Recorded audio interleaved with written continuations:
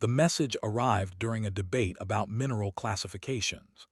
Daniel Ross watched 12 different species argue over whether crystalline formations counted as living organisms for tax purposes. His datapad vibrated 3 times in rapid succession, the emergency code his assistant used only for critical situations. The words blurred together at first.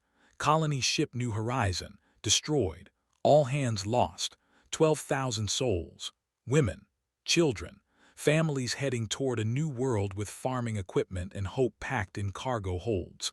Gone in seconds because they crossed an invisible line that the Hive Accord claimed belonged to them. Daniel set the datapad face down on his desk. His hands did not shake. 5 years of diplomatic training kept his expression neutral even as his mind replayed the faces of colonists he had met during the departure ceremony. A girl named Sophie who asked if aliens liked strawberries. Her father who joked about finally having enough space for a proper garden. They were dust now, scattered across space that some insect species claimed as territory. The debate continued around him. Ambassador Quilvin chittered about the importance of proper documentation in trade agreements. His compound eyes reflected the chamber lights as he gestured with 4 of his 6 limbs. The same ambassador whose government just murdered 12,000 humans and called it border enforcement. Daniel raised his hand to request the floor. Chancellor Breen, his amphibious skin glistening under the environmental controls, nodded permission. The chamber quieted to hear what the human representative wanted to add about mineral rights. "I need to call an emergency session," Daniel said. His voice sounded normal to his own ears, which surprised him. "A human vessel has been destroyed with significant loss of life. I'm invoking Article 12 of the Council Charter." Quilvin's antennae twitched in what Daniel had learned to recognize as amusement. The New Horizon incident. Hardly an emergency, Representative Ross. The vessel violated clearly marked territorial boundaries. My government filed the appropriate reports. 12,000 civilians, Daniel replied. Each word came out precise and measured, including 4,000 children under the age of 15. The Drennick's ambassador, Lena, made a soft clicking sound of distress. Several other representatives shifted in their seats. Breen's throat sac inflated slightly, a sign of concern in his species. "Regrettable," Quilvin said, waving one claw dismissively. "But territorial sovereignty must be respected. Perhaps humanity should invest in better navigation systems before sending colonists wandering through space." Daniel pulled up his datapad and displayed the navigation records. This route was approved by this council 6 months ago. Confirmation code 7745 Alpha Tango. The New Horizon followed authorized coordinates provided by the Council's own navigation committee. Silence filled the chamber. Breen's throat sac deflated slowly. Quilvin's mandibles clicked together in rapid patterns, the Hive Accord equivalent of stammering. "There must be some error in the records," Quilvin finally said. "My government would not have approved a route through our sovereign territory." "Your government sits on the navigation committee," Daniel said. "They approved these coordinates. Then they destroyed a civilian vessel for using them." The chamber erupted in overlapping voices, different species speaking in different frequencies and languages. The translation system struggled to keep up with the chaos. Daniel sat back down and waited for order to restore itself. Breen eventually silenced the assembly with a booming croak. "Representative Ross, I understand your concern.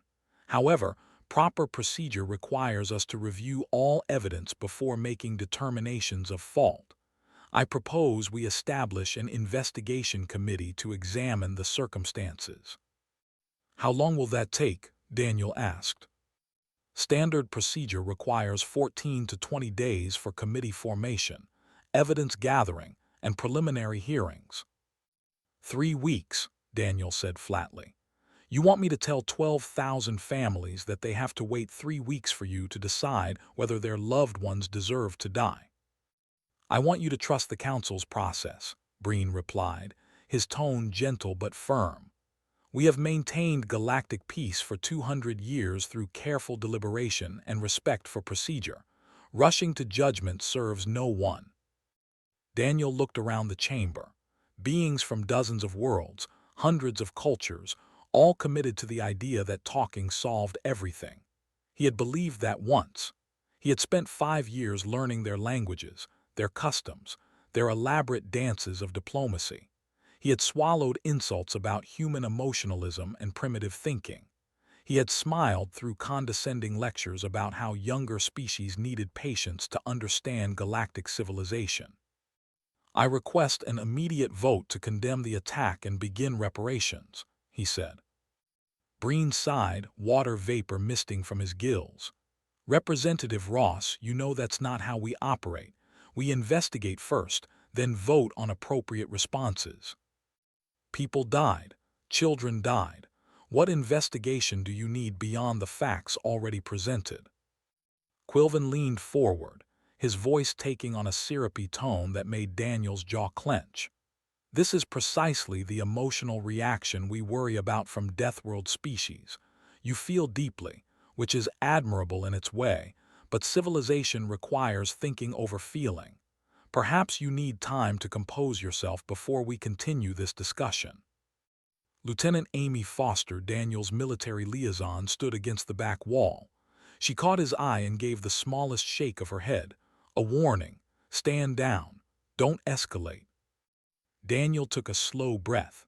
"I'm requesting a vote. Article 12 allows for emergency sessions when civilian deaths occur." "And we will have that session," Breen assured him. "In accordance with proper procedures. The committee will be formed within 48 hours.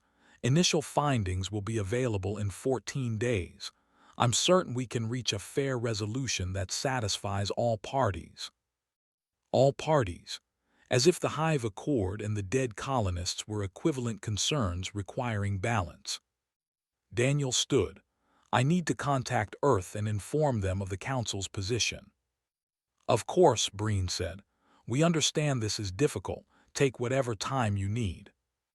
Daniel walked toward the exit. Amy fell in step beside him. The other ambassadors were already returning to their debate about mineral classifications. Somewhere beyond the station's walls, debris from the New Horizon drifted through space. By the time the Council finished its investigation, stellar winds would have scattered the wreckage beyond recovery. 3 weeks. They wanted him to wait 3 weeks while they decided whether 12,000 lives mattered enough to interrupt their schedules. 2 hours later, Daniel returned to the council chamber. Word had spread quickly. The gallery seats were filled with junior diplomats and observers from species that rarely attended general sessions. They sensed something coming. Amy tried to stop him at the entrance. "Daniel, Earth Command wants you to wait for official instructions. The Prime Minister is preparing a formal response." "I am the official response," Daniel said, walking past her. The debate had shifted to water rights on colony worlds. Breen noticed Daniel's entrance and paused mid-sentence. The chamber fell silent as the human diplomat made his way to the central speaking platform. "I have consulted with my government," Daniel began. His voice was quiet, almost conversational. The acoustics of the chamber carried it to every seat. "They have instructed me to give the Council one final opportunity to act with basic decency." Quilvin's mandibles spread in what might have been a smile. "Ah, the young species delivers ultimatums. How refreshing. Please, share your government's demands so we can explain why they're unreasonable." Daniel pulled up a holographic display. Images of the New Horizon appeared in the air above the assembly. Not the ship itself, but the people aboard. Families posed in their quarters.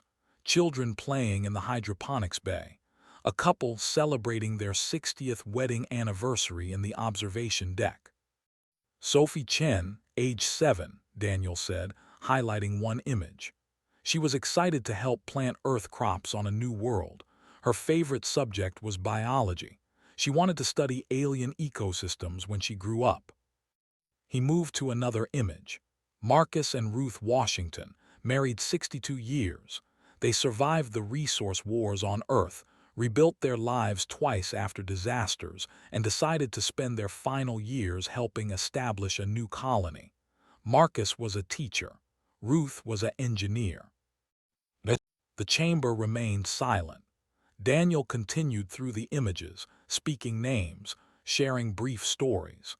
The translation systems captured every word and broadcast it across the galaxy.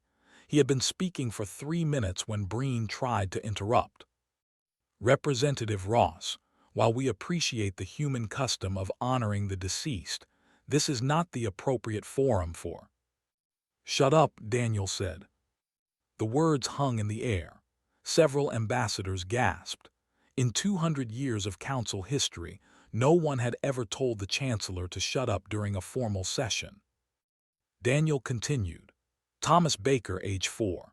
He was afraid of the dark, so his parents painted stars on his cabin ceiling.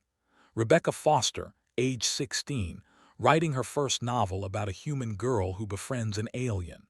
James and Lee Park, newlyweds traveling with 300 frozen embryos, planning to start the first generation born on a new world. He moved through more images, more names. The gallery watched in silence. Some of the observers were wiping their eyes or the equivalent for their species. 10 minutes passed. Daniel's voice never wavered. 12,000 human beings, he said finally. Each with names, families, dreams. Reduced to regrettable by Ambassador Quilvin. Reduced to a 3-week investigation by this council. Breen's skin had shifted to a darker shade, indicating stress. Representative Ross, I understand you're grieving, but you're violating protocol. I'm done with protocol, Daniel interrupted. I have spent 5 years learning your rules. 5 years being patient while this council debated for months about issues that required days. 5 years watching you prioritize procedure over people. He turned to face Quilvin directly. You destroyed a civilian vessel in territory you yourselves approved for transit. You murdered 12,000 innocents and called it border enforcement. And this council's response is to form a committee. Quilvin rose from his seat. How dare you use such inflammatory language? The Hive Accord acted within our rights. If humanity is too primitive to understand territorial sovereignty. We understand that you're cowards, Daniel said. His voice remained calm, which somehow made the words hit harder. You hide behind bureaucracy because you know what you did was murder. You count on the council's obsession with process to protect you from consequences. The chamber erupted. Ambassadors shouted in a dozen languages. Security forces moved toward the speaking platform. Amy pushed through the crowd, trying to reach Daniel before he was arrested. Breen's voice boomed over the chaos. Representative Ross, you are out of order. I'm calling a recess until you can conduct yourself appropriately. Daniel touched his datapad. Every screen in the chamber lit up with the same message. It broadcast simultaneously to every council member's personal device, to their governments, to news networks across the galaxy. I am transmitting all records of the past 5 years, Daniel announced. Every delayed vote on human concerns, every dismissive comment about Deathworld species, every time this council prioritized convenience over justice. I'm also sharing classified information about humanity's military capabilities. That got everyone's attention. Even Quilvin stopped chittering. You built your peace on assumptions, Daniel continued. You assumed humanity would always choose diplomacy over force, that we would always be the reasonable ones, the patient ones, the ones who bent to avoid breaking. You were wrong. He pulled up new images. Human warships, designs the Council had never seen. Weapons systems based on principles from Earth's harsh evolution. Military doctrine written by a species that survived ice ages, supervolcanoes, and near-extinction events. Earth developed these while I sat here debating mineral rights with you, Daniel said. While I smiled through your insults and waited for your committees. We hoped we would never need them. We wanted to prove that Deathworlders could be peaceful, could be trusted, could be part of your civilized galaxy. He closed the displays. You have destroyed that hope. The New Horizon was our olive branch. Those families were proof that humans could build instead of destroy, and you murdered them for crossing an invisible line. Breen stood frozen, his throat sac inflated to maximum size. Are you threatening war? I'm resigning my position, Daniel said. Effective immediately. I no longer represent Earth in this council. I am simply Daniel Ross, private citizen, telling you what's coming. He walked toward the exit. Security made no move to stop him now. Amy had her hand on her weapon, scanning for threats. At the doorway, Daniel turned back. You have 6 hours to reverse your decision. Condemn the attack. Begin prosecution. Start reparations. After that, humanity withdraws from the council and handles its own affairs. The doors closed behind him. In the chamber, alarms began to sound as sensors detected human warships entering the system. The council chamber cleared in chaos. Ambassadors rushed to contact their governments. Junior diplomats fled toward transport ships. Only Quilvin remained in his seat, mandibles clicking in what Daniel would have recognized as nervous calculation. Aboard the human frigate Defiant, Daniel watched the tactical display. 6 human warships had positioned themselves at strategic points around Council space. They held formation, weapons powered but not armed. A clear message: we can hurt you, but we're choosing not to. Yet. Earth Command is asking for confirmation, Amy said from the communication station. The Prime Minister wants to know if you actually just threatened the entire Galactic Council. I didn't threaten anyone, Daniel replied. I told them the truth. There's a difference. A communication request came through from Lena, the Drennick's ambassador. Daniel accepted. Her large eyes filled the screen, shimmering with distress. Daniel, please, she said. You know war will hurt innocents. My people, the smaller species, we cannot defend ourselves if the council fractures. Then convince the council to act, Daniel told her. I'm not asking for war, I'm asking for justice. In 6 hours, that's impossible, the procedural requirements alone. Then maybe your procedures are the problem, Daniel said, but his voice softened. Lena, your species exists because humans sent medical aid during your plague. We asked for nothing in return. We helped because it was right. Why is the council incapable of that same basic decency? Lena's image wavered. I will try, but Daniel, you must understand. Many species fear rapid change more than they fear injustice. Stability is survival for us. The connection ended. Amy pulled up reports from across the galaxy. The response was faster than Daniel expected, spreading through communication networks like fire through dry grass. The Calyx Confederation was recalling their trade ships from Council space. Their reptilian merchants had made fortunes on human goods, and they refused to support sanctions. 3 of their largest corporations announced they would continue working with Earth regardless of Council decisions. The Aureus Collective, crystalline beings who processed information faster than most computers, published a mathematical analysis. Their conclusion was brutal in its precision. The Hive Accord had engineered 23 similar incidents over 50 years. The New Horizon was not an accident. It was a pattern. Smaller species began broadcasting their own stories. A mining colony that lost contact with a survey team. A research vessel that vanished near Hive territory.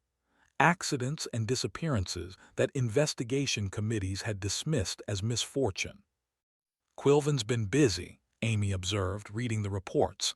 How did no one see this before? Because seeing it would require doing something about it, Daniel said. Easier to call it bad luck and move on. 4 hours remained. Chancellor Breen requested a private channel. Daniel almost refused, but curiosity won. The amphibian's image appeared, his skin mottled with stress colors. You are destroying 200 years of peace, Breen said without preamble. Quilvin destroyed it when he murdered 12,000 civilians, Daniel countered. I'm just making sure everyone sees the corpse. We would have investigated. We would have found the truth eventually. In 3 weeks, then 3 months for hearings, then 6 months for deliberations, then a strongly worded statement of concern that changes nothing. Daniel leaned forward. How long did you think we would wait, Chancellor? How patient did you expect us to be while you formed committees? Breen was silent for several seconds. What do you want, truly? Immediate condemnation of the attack, criminal prosecution of those responsible, reparations to the families, and a complete review of your investigation procedures so this never happens again. That would require emergency powers. The Council hasn't invoked those in over a century. Then maybe it's time to remember you have them. And if we refuse? Daniel gestured to the tactical display. Humanity withdraws. We establish our own territory. We protect our own ships. And we release every piece of evidence we have about the Hive Accord's activities. After that, whether there's war depends on how many other species want justice. You would destroy the Galactic Order over one incident. The words hit Daniel like a physical blow. He stood slowly, his hands flat on the console to keep them steady. One incident, he repeated. Chancellor, do you have children? Breen's throat sac inflated slightly. I have spawned 3 clutches. Imagine someone killed them, all of them, then told you to wait 3 weeks while they investigated whether the killer had good reasons. Would that feel like one incident to you? The Chancellor had no response. 2 hours remained when the first fracture appeared. 7 species jointly announced they were suspending their council participation until the New Horizon matter was resolved. They were not military powers, but they represented key trade routes and resource processing. Their withdrawal would cripple council logistics within days. Quilvin finally made a public statement. The Hive Accord stood by their actions. Humanity was overreacting with typical Deathworlder emotionalism. The Council should censure Earth for threatening violence rather than following proper channels. The statement lasted 90 seconds before the Aureus Collective released their full analysis. 50 years of data, cross-referenced and verified. The Hive Accord had systematically eliminated competition for resources by engineering accidents. 23 incidents, 17 species, thousands of deaths hidden in bureaucratic delays and incomplete investigations. The galaxy watched the numbers and drew their own conclusions. Incoming message from the Hive Accord homeworld, Amy announced. Not from Quilvin, from someone called the Reform Chorus. Daniel accepted. The image showed a younger Hive member, her compound eyes reflecting uncertainty and fear. I am speaking for those who reject the military faction's actions, she said. We did not know the full scope of what was done in our name. Many of our own people are horrified. We ask for time to restore sanity to our government. How much time? Daniel asked. Hours, perhaps a full day. The military faction is strong, but the evidence cannot be denied. We are not all murderers. Daniel considered. You have until my deadline. If your government condemns the attack and hands over those responsible, humanity will distinguish between the guilty and the innocent. If not, we hold all of you accountable. The young Hive members' antennae drooped.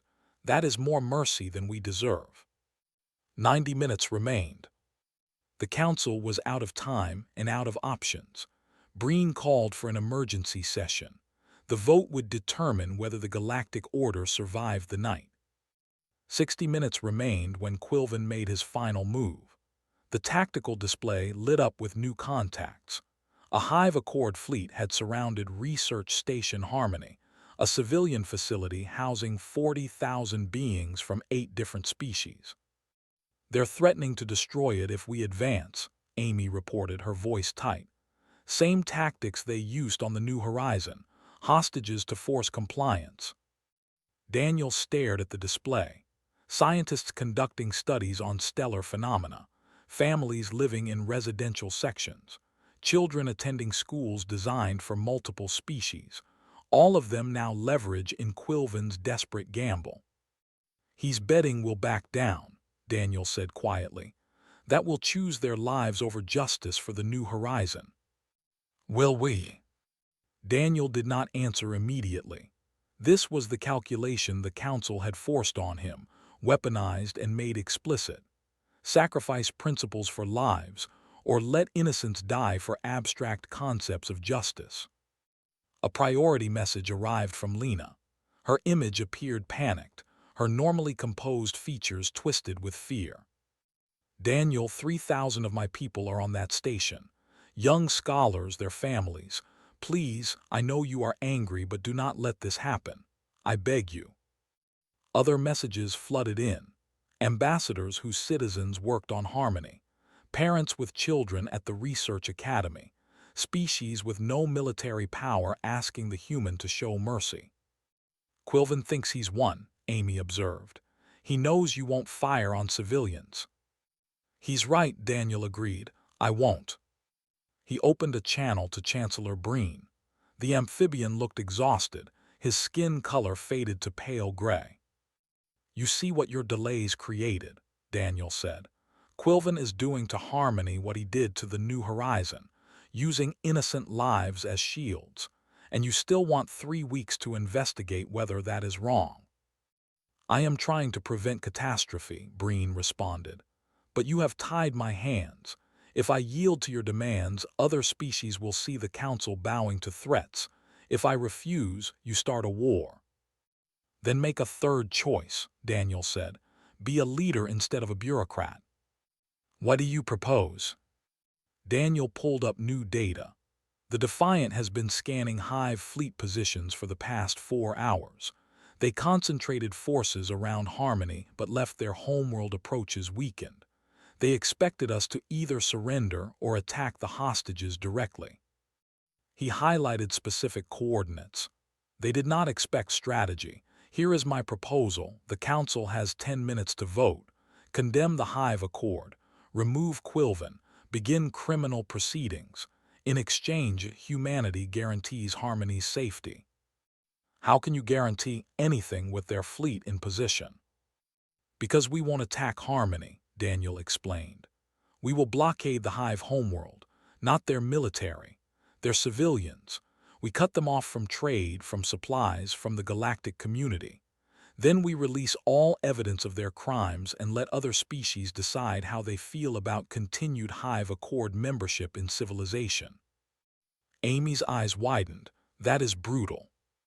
"That is legal," Daniel corrected. "No shots fired at civilians. No violation of Council law on warfare. Just economic isolation and public exposure.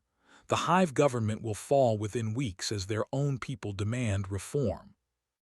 Breen was silent, processing the implications. The strategy was elegant in its cruelty. It gave the Council what they claimed to want, following their own rules while still achieving Daniel's goals.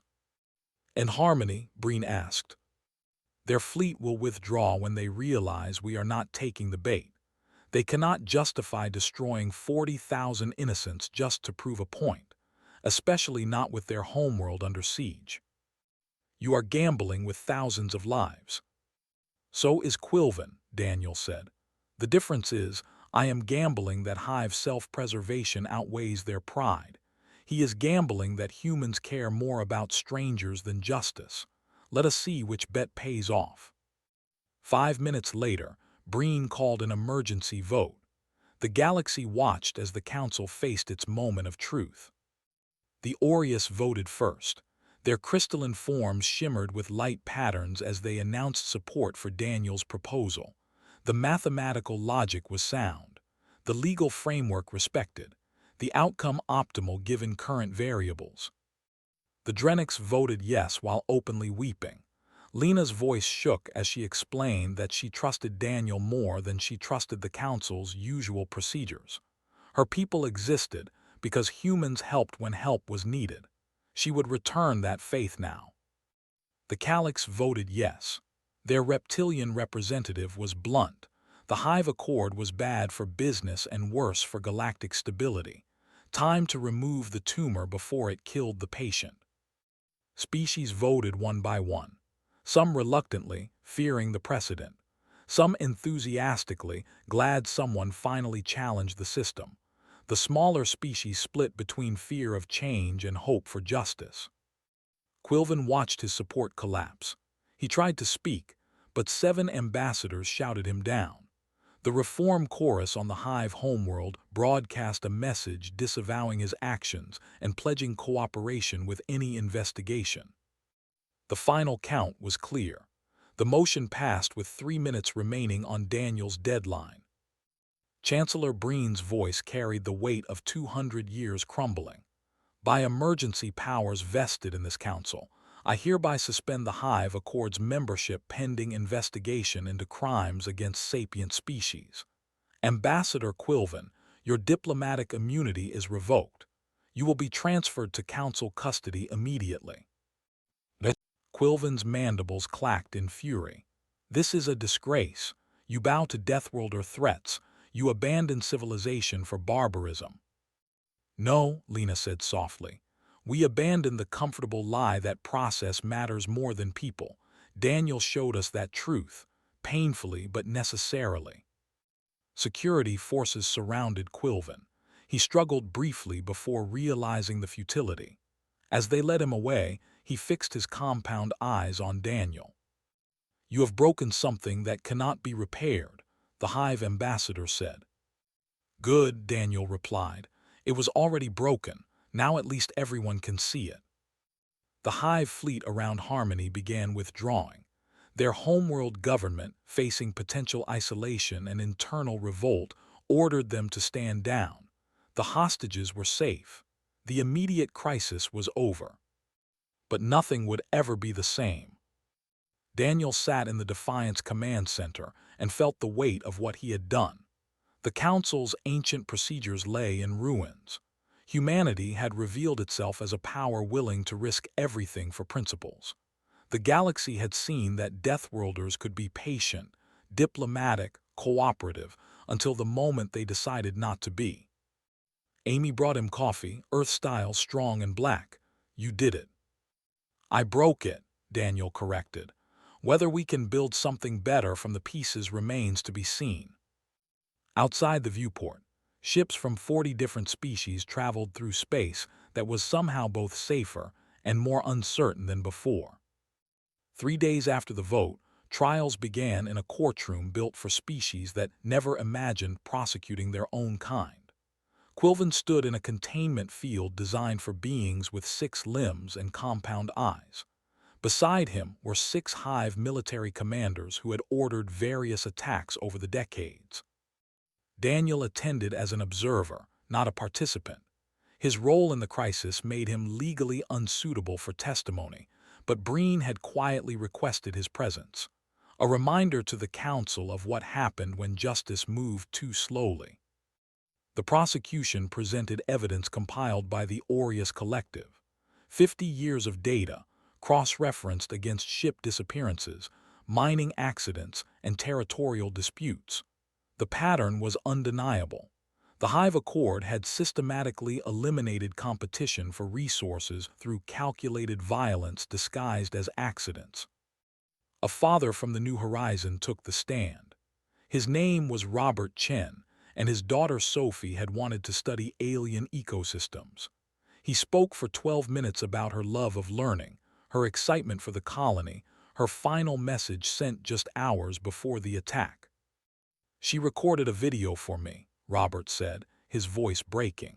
She said not to worry, that the stars were beautiful and she would see me again when I retired and joined the colony.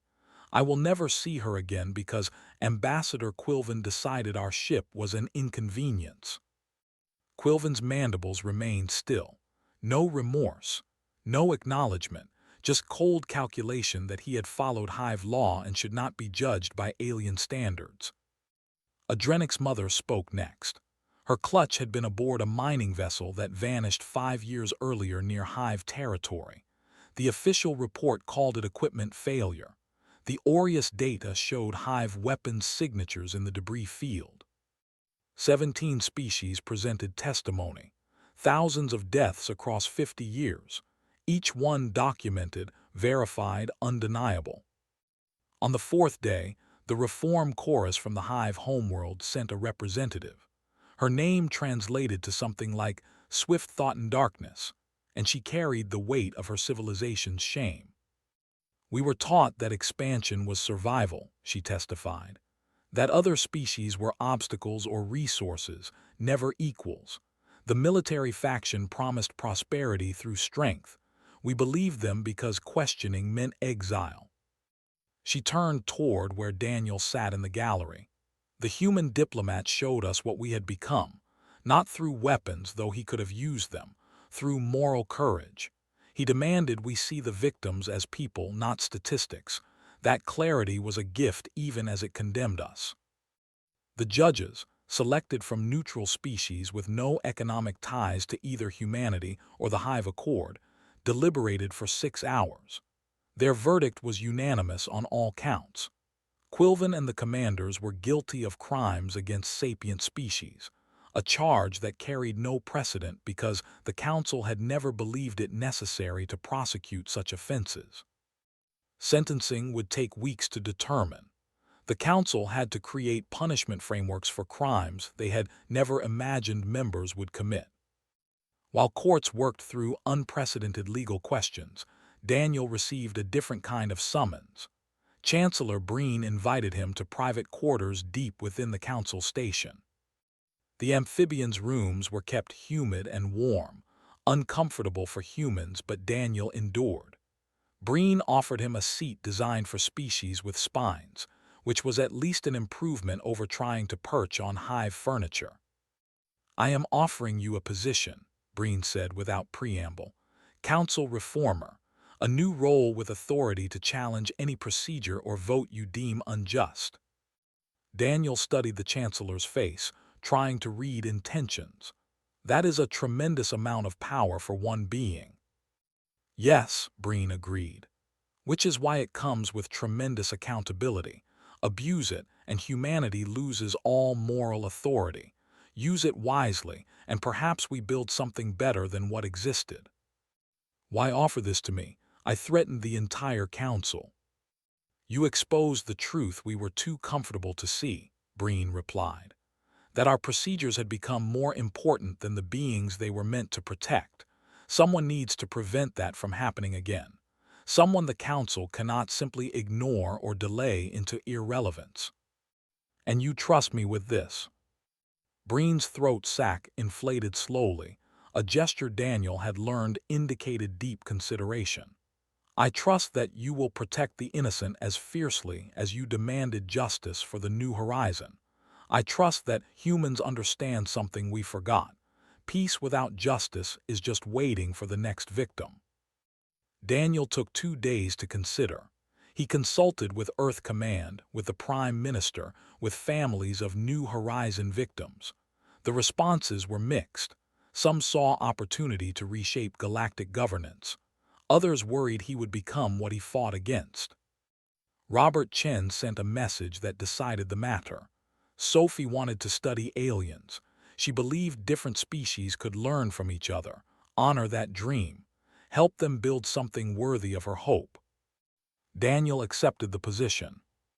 His first act as council reformer was to demand immediate review of 217 cases flagged by the Aureus analysis as potentially suspicious. The council balked at the scope, but when Daniel threatened to resign and expose their resistance, they complied. 16 additional incidents were confirmed as Hive Accord attacks. 7 involved other species engaging in similar tactics on smaller scales. The galaxy was forced to confront how much violence had hidden beneath their civilized procedures. The 17 affected species formed an alliance called the Memorial Compact. They worked together to support survivors and ensure accountability for all historical crimes, not just the ones that had sparked crisis. Humanity provided military protection while they rebuilt infrastructure and confidence. 3 months after the trials began, verdicts were finalized. Quilvin received life imprisonment under conditions appropriate for his species. The commanders faced similar sentences. The Hive Accord itself was placed under probation, their territory monitored, their expansion frozen until reform could be verified. The Reform Chorus worked to rebuild their civilization's culture. Younger Hive members, raised on doctrines of superiority and conquest, struggled to accept cooperation and equality.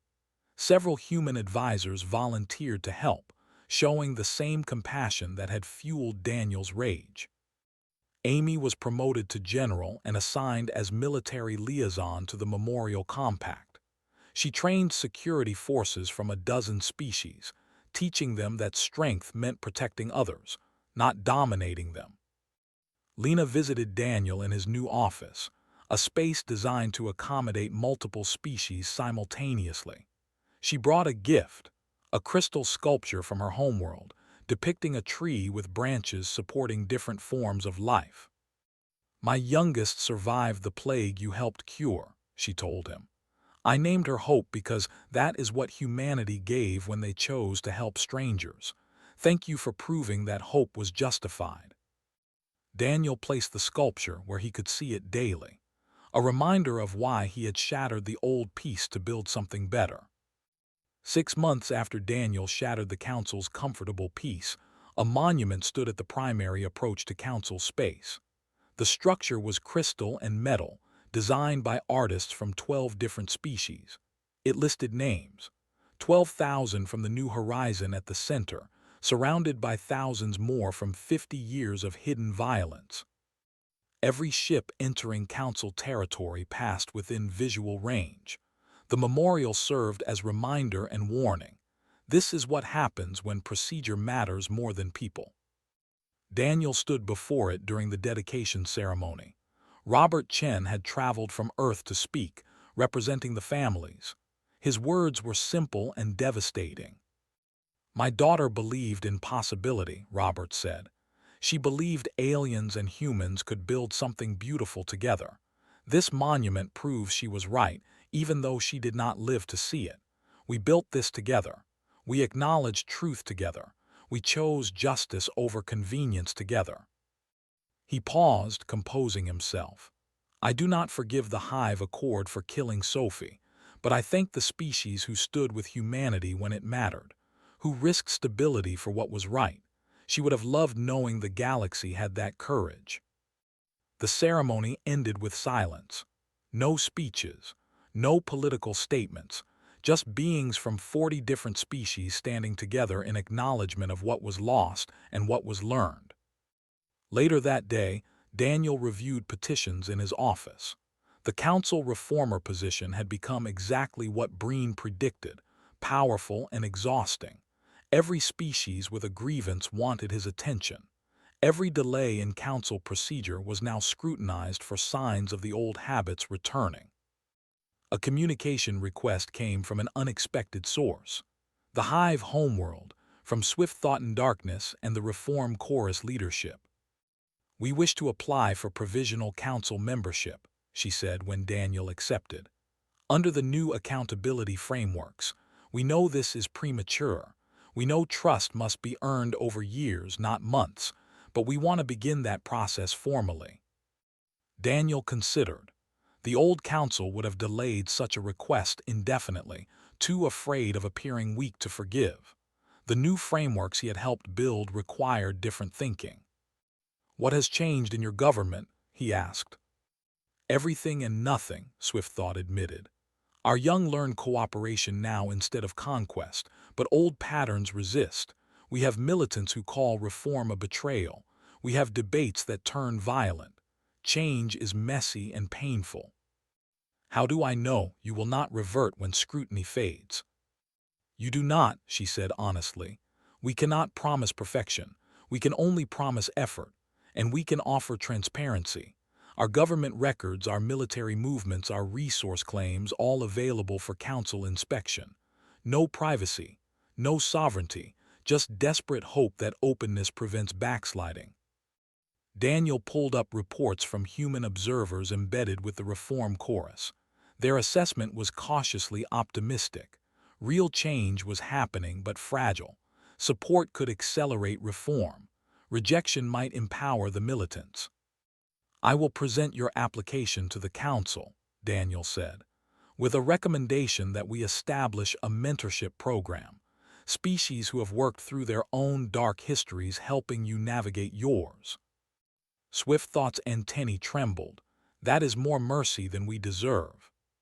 "Probably," Daniel agreed. "But Sophie Chen believed in possibility, so do I." The application sparked fierce debate. Some species refused to consider it. Others saw opportunity for genuine transformation. The vote was close, but the mentorship program was approved. The Hive Accord would have a long road to full membership, but they had a path forward. Daniel reviewed other cases flagged for reform attention. A trade dispute between two minor species that had stalled for 8 months. A resource claim the old council would have investigated for years. A request for disaster relief that was caught in procedural requirements. He cut through the delays with authority that still made some ambassadors uncomfortable. Trade dispute resolved in 2 weeks. Resource claim decided in 1 month based on clear evidence rather than political maneuvering.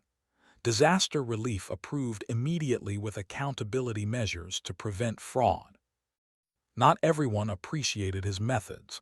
A faction of traditionalist species complained that Daniel was creating instability through rapid change. They wanted the old predictability back, even if it meant slower justice. Breen defended him in council sessions but privately admitted concern. "You are making enemies among those who prefer comfort to growth. Be careful. Reformers often become targets." "Quilvin became a target when he murdered 12,000 civilians," Daniel replied. "I will accept the same risk to prevent the next Quilvin." That evening, Amy sent an update from the Memorial Compact military training. Her students from different species were learning to work together, combining various physiologies and abilities into coordinated units. A Drenic soldier using echolocation to guide a Calyx sharpshooter. An Aureus calculating firing solutions for a human artillery team. "They are building trust through shared purpose," Amy reported. "Just like you said humanity would. Protect others, earn respect. It is working." Daniel watched news broadcasts from across the galaxy. The narrative had shifted. Humanity was no longer the dangerous Deathworlder species that might explode into violence. They were the species that protected others, that demanded accountability, that proved compassion and strength were not contradictory. Trade agreements with human corporations multiplied. Species requested human advisors for governance reform. 3 civilizations asked for help establishing their own reformer positions to challenge bureaucratic stagnation. Robert Chen sent a final message before returning to Earth. "I told Sophie's story to the galaxy because you gave me the platform, because you made them listen. The monument has her name on it, but the change has your fingerprints. Thank you for making her death mean something." Daniel stood at his office window, looking out at ships from dozens of species traveling through council space. They moved freely, safely, under protections that were now enforced rather than merely suggested. The old council had maintained peace through careful procedure and endless patience. The new council maintained peace through rapid accountability and refusal to tolerate predators hiding behind bureaucracy. It was messier, more contentious, uncomfortable for species that preferred predictability. It was also more just. Somewhere in space, debris from the New Horizons still drifted on stellar winds. 12,000 souls who would never see the galaxy their deaths had changed. Daniel thought about Sophie Chen wanting to study alien ecosystems, about Marcus and Ruth Washington hopping to teach on a new world, about all the dreams that ended in fire and vacuum. The monument would remember them, the reforms would honor them, and humanity would ensure the galaxy never forgot what happened when patience became complicity. Daniel returned to his desk and pulled up the next case requiring attention. A minor species claimed harassment by a major power. The old council would investigate for months. Daniel scheduled an emergency hearing for the following day. The work continued. The galaxy was learning, and humanity had proven that sometimes the most diplomatic thing you could do was refuse to be diplomatic about the things that mattered most.